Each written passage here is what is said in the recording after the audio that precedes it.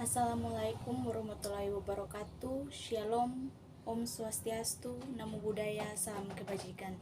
Salam sejahtera untuk kita semua. Perkenalkan, nama saya Apriliani Virginta Kawaluso dari kelas A1 Fakultas Keperawatan Universitas Pembangunan Indonesia Manado. Tujuan saya membuat video ini yaitu untuk memenuhi ujian tengah semester mata kuliah Ilmu Biomedik Dasar dengan dosen pengampu Nurse Tirsa Oliva Moni, Escape MKes. Kita masuk dalam pembahasan yang pertama, yaitu sistem endokrin. Pengertian endokrin. Endokrin adalah kelenjar yang mengirim hasil sekresinya secara langsung ke dalam darah yang beredar dalam jaringan. Kelenjar ini tidak memiliki saluran, tapi mensekresikan atau mengeluarkan hormon secara langsung ke dalam darah sehingga dapat mencapai sel darah yang ada di dalam tubuh manusia.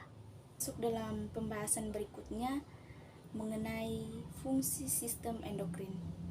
Sistem endokrin berfungsi untuk mempertahankan hemostatis selama istirahat dan olahraga. Akan tetapi ada dua fungsi umum yang ada, yaitu penghasil hormon dan kedua mengontrol hormon.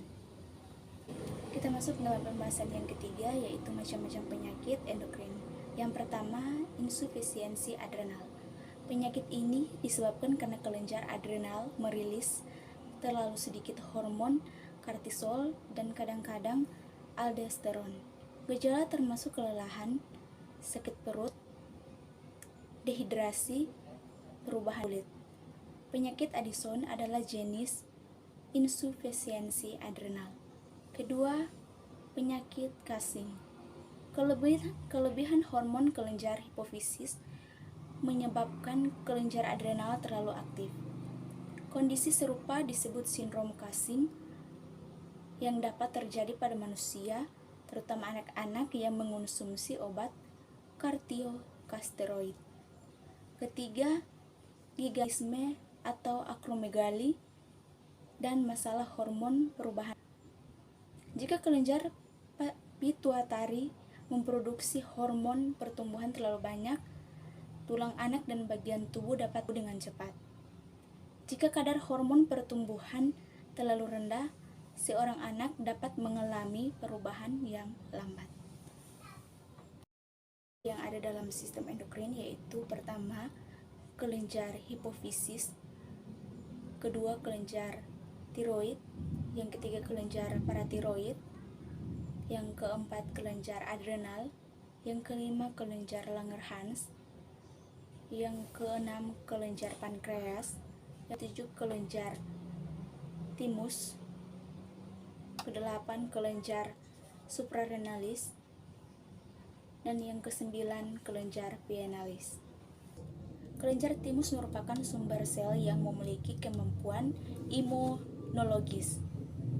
Sumber hormon timus mempersiapkan proliferasi dan maturasi sel-sel yang mempunyai kemampuan potensial imunologis dalam jaringan tubuh. Fungsi kelenjar timus adalah sumber sel yang memiliki kemampuan imunologis. Kedua, sumber hormon timik yang mempersiapkan proliferasi dan maturasi sel-sel yang memiliki kemampuan potensial imunologis dalam banyak jaringan lain. Ketiga, mengaktifkan pertumbuhan badan sehingga pertumbuhan akan meningkatkan tajam pada masa bayi sampai remaja. Kelima, mengurangi aktivitas kelamin. Tiroid. Kelenjar tiroid terletak di leher bagian bawah dan melekat pada tulang laring sebelah kanan depan trakea. Kelenjar ini terdiri dari dua lobus, yaitu lobus dextra dan lobus sinistra, yang saling hubungan. Masing-masing lobus memiliki tebal 2 cm, panjang 4 cm, dan lebar 2,5 cm. Kelenjar tiroid menghasilkan hormon tiroksin yang pembentukannya sangat dipengaruhi oleh jumlah yodium oksigen yang masuk ke dalam tubuh. Fungsi dari hormon tiroksin adalah mempengaruhi pertumbuhan dan menutrisi atau pematangan jaringan tubuh dan penggunaan energi tubuh. Kedua, mengatur kecepatan metabolisme tubuh dan mempengaruhi beberapa reaksi metabolik dalam tubuh. Ketiga, menambah sintesis asam ribonukleus atau RNA dan protein, suatu aksi yang mendahului meningginya batas metabolisme. Keempat, dalam konsentrasi tinggi, menjaga keseimbangan nitrogen negatif sampai sintesis protein berkurang. Kelima, menambah produksi panas dan menyimpan energi pada konsentrasi hormon tiroid yang tinggi. Sebelum saya mengakhiri video saya di saat ini, saya mengajak teman-teman sekalian untuk bergabung bersama kami di Universitas Pembangunan Indonesia Manado, di kampus Universitas Pembangunan Indonesia Manado terdapat berbagai pilihan fakultas seperti Fakultas Keperawatan, Fakultas Pertanian, Fakultas Ilmu Sosial dan Politik, Fakultas Hukum, Fakultas Teknik, dan Fakultas Sastra. Sekian dan terima kasih.